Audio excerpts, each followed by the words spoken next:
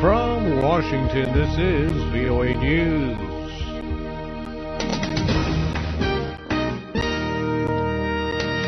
North Korea severs military hotline with the South. Cyprus imposes money movement restrictions. I'm Ray Kugel reporting from Washington. North Korea cut its last military hotline with South Korea, saying such communication links are no longer needed since war may break out at any moment. Pyongyang's action, announced Wednesday on state television, came just one day after its powerful military command placed all North Korean missile and artillery units on highest alert in what it says is preparation for strikes on the United States and South Korea.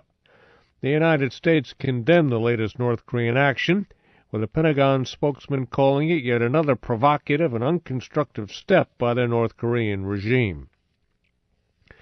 The UN envoy to Afghanistan is calling on the Taliban to take part in peace talks as most NATO combat troops mobilize to leave the country by the end of 2014.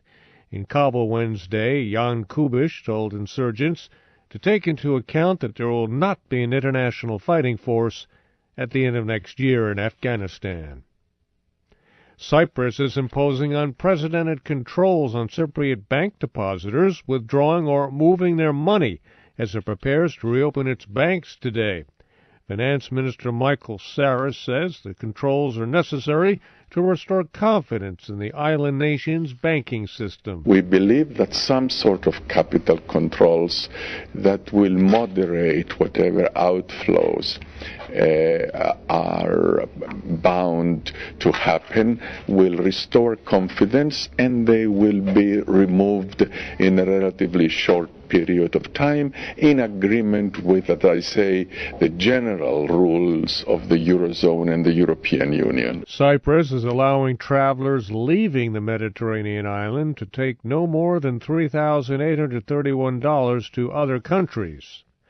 A summit of 5 major developing nations ended without the launch of an anticipated new development bank. The bloc known as BRICS, Brazil, Russia, China, India, and South Africa, was expected to challenge the World Bank and IMF during a 2-day summit in the South African city of Durban. South Africa's President Jacob Zuma says the bloc has agreed to the concept of the bank, but that further talks are needed to finalize a plan. The International Organization for Migration is worried about the growing number of Chadian migrants being expelled from Libya. Lisa Schlein has details. IOM spokesman Jumbe Omari Jumbe says a recent group of 180 migrants arrived at the IOM Transit Center in Faya in an extremely dehydrated condition. He says one migrant died upon arrival and 2 others had died on the road. He says Libyan authorities have told the migrants they had to leave the country because they lacked the right documents to live and work there. There were an estimated 300,000 Chadian migrants living in Libya when the war to topple Gaddafi began 2 years ago. The Chadian government reports about half of those migrants have returned home. IOM says it believes at least 100,000 Chadians remain in Libya. Lisa Schlein for VOA News, Geneva. The U.S. Supreme Court held a second day of arguments for and against same-sex marriage, this time considering the 1996 federal law defining marriage as between one man and one woman. The court is considering whether the law deprives homosexuals a constitutional guarantee of equal protection under the law. The court heard arguments Tuesday on the constitutionality of California's ban on gay marriage. Rulings in both cases expected in June. Julia Pearson is the new head of the U.S. Secret Service, the agency that protects the president and his family. The official ceremony took place Wednesday at the White House, with President Obama and Vice President Biden officiating. British police say the death of Russian tycoon Boris Berezovsky last Saturday is consistent with hanging, but there is nothing to suggest any struggle preceded it. Selah Hennessy has more from London. Berezovsky's body was found by an employee locked inside the bathroom of his home in Ascot, just outside of London.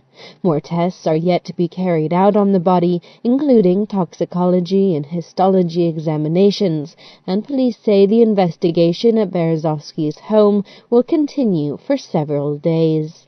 So far, the police report is consistent with initial suggestions that Berezovsky committed suicide. But some of Berezovsky's friends believe the tycoon may not have taken his own life. Nikolai Gluzhkov, a close friend of Berezovsky and a fellow Russian exile, has said he'll never believe that his friend died naturally. Selah Hennessy for VOA News, London. I'm Ray Kugel, VOA News. More on our website at voanews.com.